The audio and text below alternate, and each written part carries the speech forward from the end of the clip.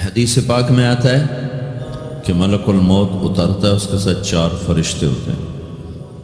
وہ چاروں فرشتے آتے ہیں، اس کی پٹائی شروع کر دیتے ہیں۔ بھی پرسوں یہ حدیث میں نے پڑھی ابن ماجہ میں کہ ملک الموت کہتا ہے ایتها النفس الخبیثہ کانت فی الجسد الخبیث، اے خبیث روح جو خبیث جسم میں تھی، اخرج باہر آؤ۔ اب وہ واپس تو ہو نہیں سکتا، اپنے آپ کو روک تو سکتا نہیں، تو وہ حیران پریشان خوف زدہ، تو اس کے جواب میں اس کو ملک الموت کہتا ابشری ابشری بحمیم وغساق وآخر من شکلہ ازواج، تیار ہو جا خوفناک عذاب کے لیے اور کھولتے پانیوں کے لیے، کانٹے دار جھاڑیوں کے لیے، اور بے شمار عذاب کی شکلوں کے لیے۔ تو اس کی روح کو جب کھینچتے ہیں تو رگ رگ سے وہ کٹ کٹ کے نکلتی ہے، تو سارا وجود زیر و زبر ہوتا ہے، سکرات کا درد ساری دنیا کے دردوں پر حاوی ہے۔ جب اس کی روح نکلتی ہے اور اس کو لے کر آسمان پر چلتے ہیں تو دروازے پر پہنچتے ہیں تو اندر سے فرشتے پوچھتے ہیں کون ہے؟ کہتے ہیں فلاں فلاں کا بیٹا ہے۔ کا نفس خبیثہ فی الجسد الخبیث، یہ تو وہی بدماش ہے جو بدماش جسم میں تھا، یہ وہ بدبخت روح ہے جو بدبخت جسم میں تھی، اس کے لیے آسمان کے دروازے نہیں کھول سکتے، اسے واپس کر دیا جائے۔ تو آسمان کے دروازے لا تفتح لهم ابواب السماء ولا يدخلون الجنة حتى يلج الجمل في سم الخياط، کہ ان کے لیے آسمان کے دروازے نہیں کھلیں گے اور ان کے لیے جنت کے دروازے نہیں کھلیں گے، پھر یہ وہاں سے نیچے گرائے جاتے ہیں جو اللہ کا قید خانہ ہے سجین۔ وما ادراک ما سجین کتاب مرقوم، وہ تمہیں خبر نہیں کہ وہ کیا خوفناک قید خانہ ہے جو اللہ تعالیٰ نے بنایا ہے، اسے وہاں دھکیل دیا جاتا ہے۔ پھر قیامت تک اس کے لیے انتظار کی گھڑیاں ہیں اور عذاب کی شدت ہے۔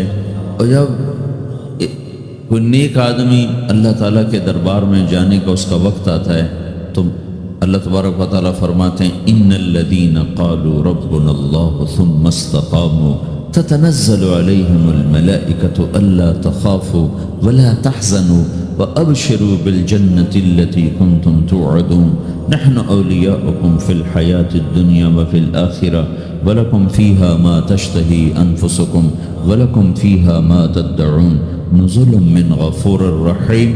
جب کوئی نیک مرد عورت کے جانے کا وقت آتا ہے تو اس کے لیے بھی فرشتے آتے ہیں اور آ کر اس کو خوشخبری دیتے ہیں اور آ کر اس کو تسلی دیتے ہیں کہ آپ غم نہ کریں، پیچھے والے بھی آپ کو مل جائیں گے، آپ خوف نہ کریں، آگے ساری منزلیں آپ کے لیے آسان ہیں، آپ کے لیے جنت بھی تیار ہے، رب بھی مہربان ہے۔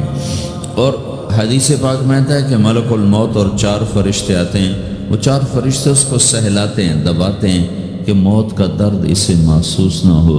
اور ملک الموت فرماتے ہیں ایتها النفس الحمیدہ کانت فی الجسد الحمید اخرجی، اے نیک روح جو نیک جسم میں تھی باہر آؤ۔ کیا کرو؟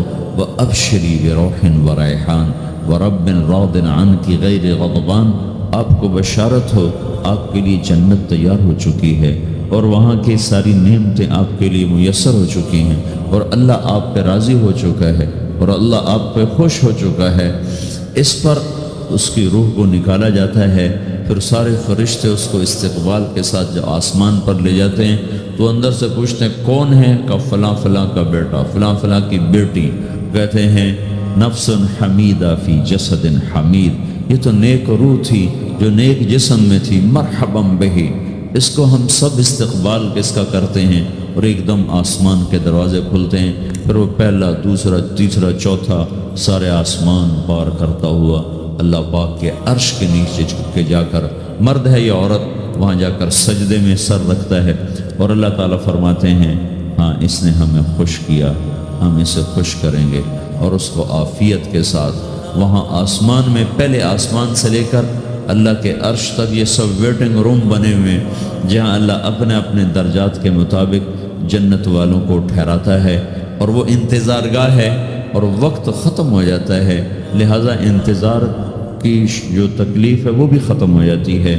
وقت ختم تو انتظار کا احساس ختم، اور ٹائم کے گزرنے کا احساس ختم۔ تو جیسے اصحاب کہف کو اللہ نے غار میں داخل کر کے تو غار کے اندر سے وقت کو نکال کے باہر پھینک دیا، باہر 300 سال گزرے، اندر آدھا ہی دن گزرا تھا۔ وہ جب اٹھے ہیں تو وہ 25 برس کا نوجوان 325 سال کا ہو کے نہیں اٹھا، وہ 25 سال کی عمر میں اٹھا ہے، نہ ناخن بڑا ہے، نہ مونچھیں بڑی ہیں، نہ ان کی داڑیاں لمبی ہوئی ہیں، کیونکہ تو زندہ تھے، مر نہیں گئے تھے۔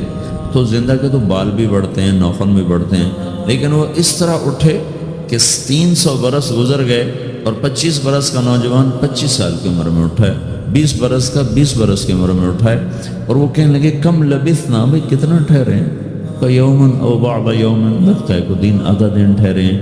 وہ صحیح کہہ رہے تھے۔ باہر اللہ تعالیٰ نے وقت کی گھڑی کو چلائے رکھا اور اندر غار میں اس کو سوئچ آف کر دیا، نکال دے گا، یہاں وقت کو داخل نہیں ہونے دیا۔ تو وقت کے گزرنے سے جو بھی اثرات مرتب ہوتے ہیں وہ ان پر مرتب نہیں ہوئے، تو وہ 20 آدھے ہی دن کے بعد اٹھے ہیں، باہر 300 سال، اندر آدھا دن۔ یہی کچھ اللہ تبارک و تعالیٰ برزخ میں کر دیتا ہے، وقت کو ختم کر دیتا ہے، گزرنے کا احساس نہیں ہوتا ہے۔ تو اس طرح میرے عزیزو، یہ 2 موتیں ہر انسان دیکھتا ہے، یا وہ جنت کے فرشتوں کا استقبال دیکھتا ہے یا جہنم کے فرشتوں کی مار اور پٹائی کو سہتا ہے۔ رابعہ بصری رحمۃ اللہ علیہ کا انتقال ہونے لگا تو انہوں نے رات کو فوت ہوئی، تو انہوں نے اپنی خادمہ کو بلا کے فرمایا کہ کسی کو بتانا نہیں، جب میں مر جاؤں تو پڑوس میں 2-4 کو بلا کر نا میرا جنازہ پڑھوا دینا، اور جس کرتے میں تہجد پڑھتی تھی وہی میرا کفن بنا دینا، اور صبح بے شک لوگوں کو بتا دینا، میرے مرنے کے بعد میری میت کو رکھنا نہیں، فوراً دبا دینا۔ تو ان کا انتقال ہوا تو انہوں نے پڑوس کے 2-4-10-20 آدمی بلائے اور ان کو تدفین تجہیز سب کچھ ہو گئی۔ صبح شور مچا کہ وہ رابعہ بصری کا انتقال ہو گیا۔ تو اگلے دن وہ خواب میں اس خادمہ کو ملی اور کہا بیٹی تیری بڑی مہربانی، تو نے میری وصیت کے مطابق عمل کیا۔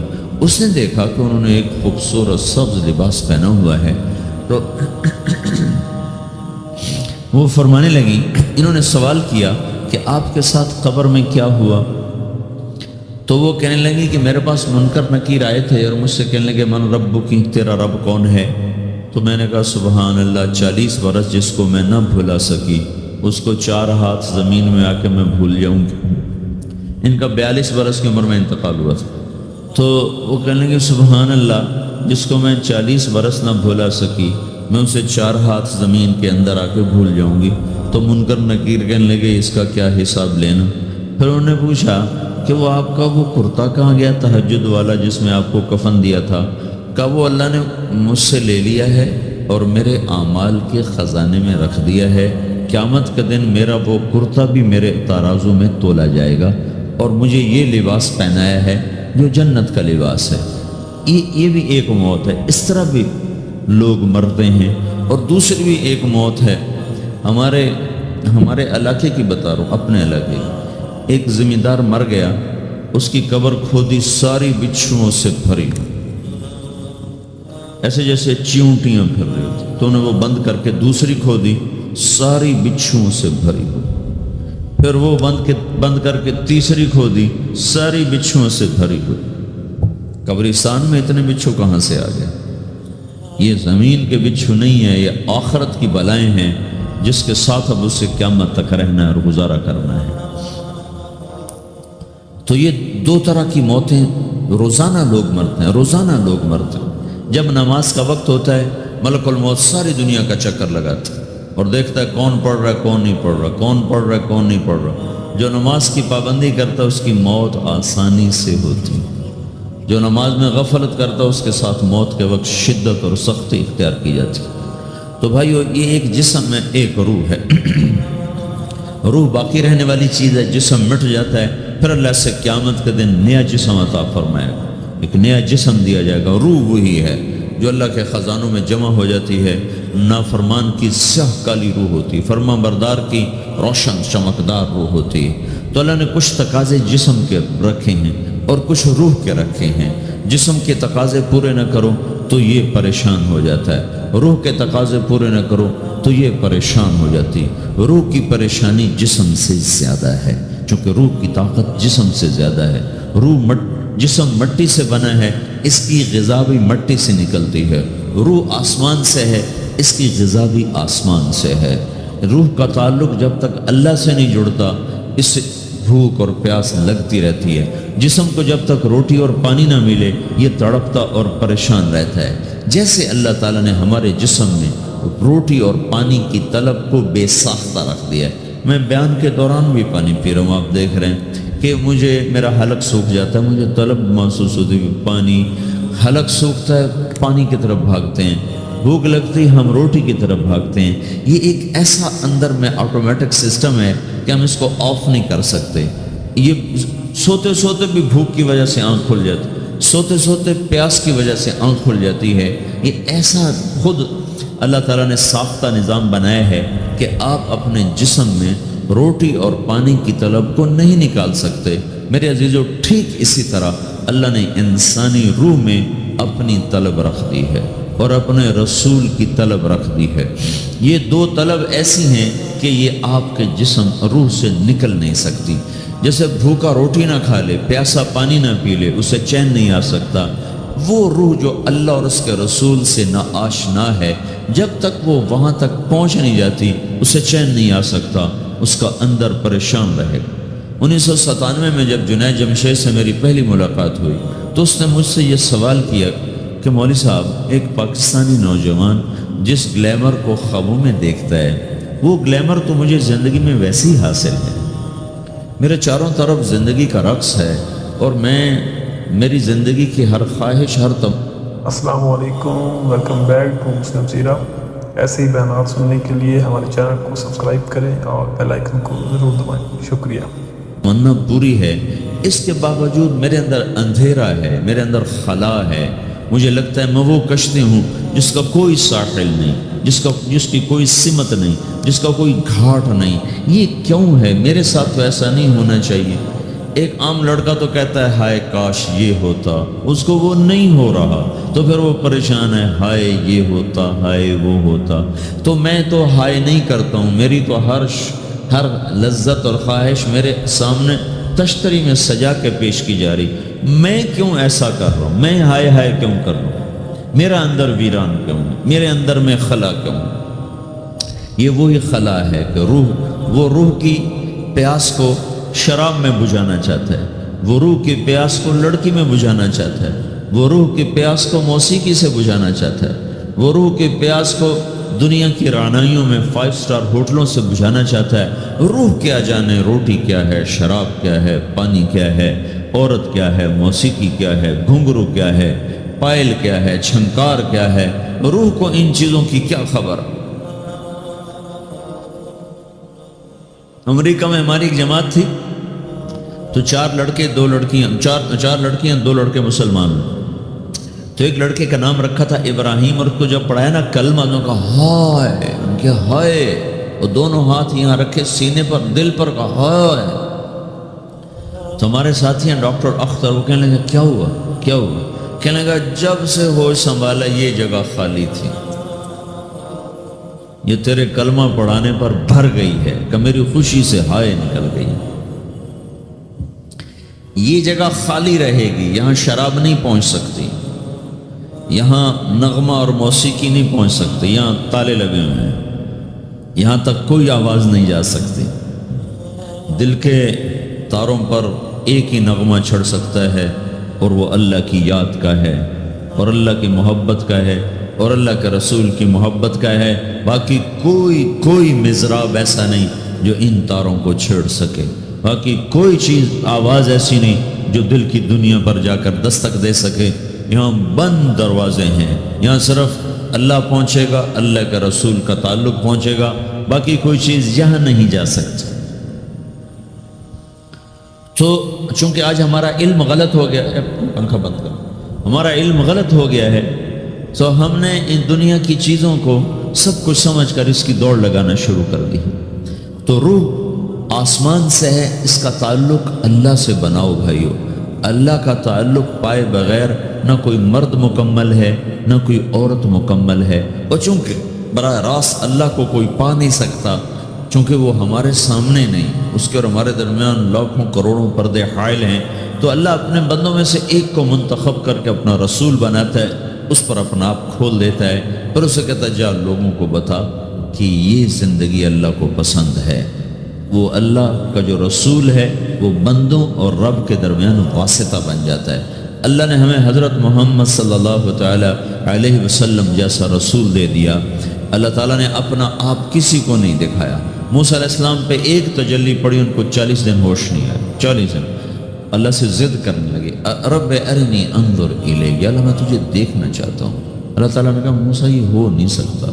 موسیٰ علیہ السلام اللہ کے نبی نے فرمایا لاڈلے نبی تھے، اللہ پاک سے ضد کر لیا کرتے تھے، پھر کہنے لگے نہیں اللہ میں نے ایک دفعہ تو ضرور دیکھنا ہے۔ تو اللہ تعالیٰ نے کہا اچھا تم ایسا کرو، میں طور پہ تجلی ڈالوں گا، فَإِنِ اسْتَقَرَّ مَكَانَهُ فَسَوْفَ تَرَانِي، تو میں تجلی ڈالتا ہوں طور پر، اگر طور کھڑا رہا تو تو بھی دیکھ لے گا۔ تو اب اللہ خود سامنے نہیں آیا، صرف ایک تجلی اللہ کے عرشوں کے اوپر سے آنا شروع ہوئی ہے، بیچ میں آپ فاصلہ گنیں، اور پھر وہ آ کر فَلَمَّا تَجَلَّى رَبُّهُ لِلْجَبَلِ، پھر وہ جبل پر پہاڑ پر آئی ہے، جَعَلَهُ دَكَّا، وہ پہاڑ ریزہ ریزہ ہو کر ہواؤں میں بکھر گیا، وَخَرَّ مُوسَى صَعِقًا، اور موسیٰ علیہ السلام بے ہوش ہو کے گئے۔ اور جب ہوش آیا فلما افاقا، ہوش آتے کہنے لگے سبحانک، یا اللہ تو پاک بے عیب، میں تیرے بارگاہ میں توبہ کرتا ہوں، میں واقعی نہیں دیکھ سکتا ہوں۔ ہاں کلام کا شرف ملا ہے، زیارت نہیں ہوئی۔ اللہ تعالیٰ نے حضرت محمد صلی اللہ تعالی وسلم کو مکہ سے اٹھایا اور بیت المقدس تک پہنچایا سواری پر، کہ دنیا اسباب کی ہے، یہاں سبب اختیار کیا، سواری کے پر بٹھا کر وہاں پہنچایا، اور اس کے بعد جب اوپر بلایا ہے تو پھر براق کی ضرورت نہیں پڑی، اوپر قدرت کا جہان ہے، اوپر اپنی قدرت سے بلایا ہے۔ یہ بیچ میں دیکھو نا کتنا بڑا، آپ اگر ہوا سے اوپر چلے جاؤ، یہ 500 میل ہوا کا غلاف ہے، اس سے اگر اوپر چلے جائیں گے نا تو آپ خود بم بن کے پھٹ جائیں گے ایک دھماکے کے ساتھ، چونکہ ہر انسان کے اوپر ہوا کا ایک پریشر ہے، کوئی 280 من کے قریب ہر انسان کے اوپر ہوا کا پریشر ہے۔ اس پریشر کو توڑنے کے لیے میرے اندر خود ایک پریشر بنا ہوا ہے جو اس کو توڑ رہا ہے۔ جب یہ ہوا کا پریشر میرے اوپر سے ریلیز ہو جاتا ہے تو میرا اندر کا اپنا پریشر بم کی طرح پھٹے گا اور مجھے پرزے کر دے گا۔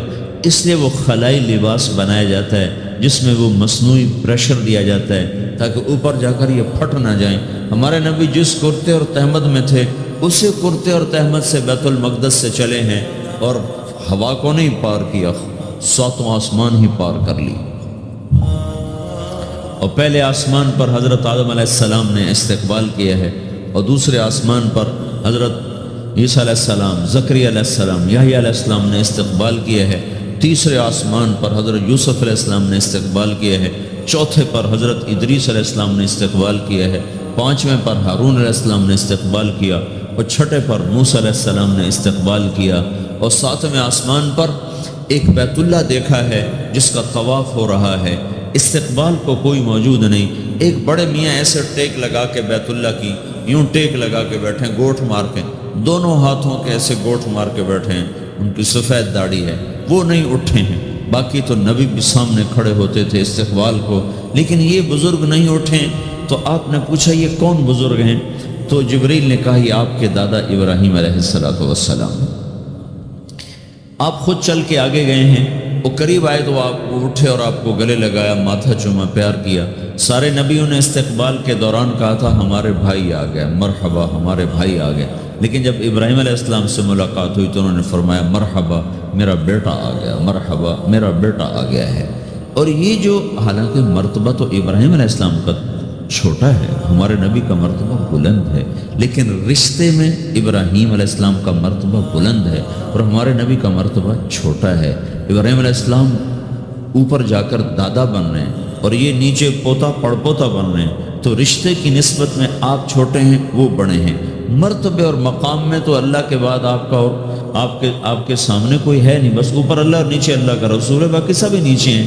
لیکن یہ امت کو سبق دینا تھا کہ اللہ تعالیٰ کو معلوم تھا کہ آنے والی یہ جو نسل ہے یہ ماں باپ کے نافرمان ہوں گے، چونکہ انہیں صرف پیسہ کمانا، آپ کا بھی قصور نہیں، آپ کو ٹیکسٹائل سکھائی جا رہی، کوئی ماں باپ کی تعظیم تو نہیں سکھائی جا رہی ہے، اور خود آپ کے ماں باپ نے آپ کو نہیں بتایا کہ ماں کسے کہتے ہیں، باپ کسے کہتے ہیں۔ جس چیز نے بتانا تھا وہ آپ نے پڑھا نہیں، وہ تو دین نے بتانا تھا، قرآن نے بتانا تھا، سیرت نبی نے بتانا، وہ سیرت آپ نے پڑھی نہیں، قرآن آپ نے پڑھا نہیں۔ آپ کا سارا زور لگا پہلے وہ ایف ایس سی کو پاس کرنے میں، پھر ٹیکسٹائل میں آ گیا تو اب دھاگا کیسے بنتا ہے، آپ کا سارا علم ہے کہ دھاگا کیسے بنتا ہے۔ یہ علم آپ نہیں پڑھ رہے کہ انسان کیسے بنتا ہے، یہ مشین کیسے چلتی، آپ یہ سیکھ رہے ہیں، یہ انسان کیسے چلے، یہ کسی ادارے میں نہیں سکھایا جا رہا۔ وہ اداروں کا یہ موضوع ہی نہیں کہ انسان بناؤ، اداروں کا موضوع ہے بس روبوٹ بناؤ جنہیں بس دھاگا بنانا آتا ہو، کسی کو دوائی بنانی آتی ہو، کسی کو حل بنانا آتا ہو، کسی کو بم بنانا آتا ہو، کسی کو کپڑا بنانا آتا ہو، کسی کو لوہا بنانا آتا ہو،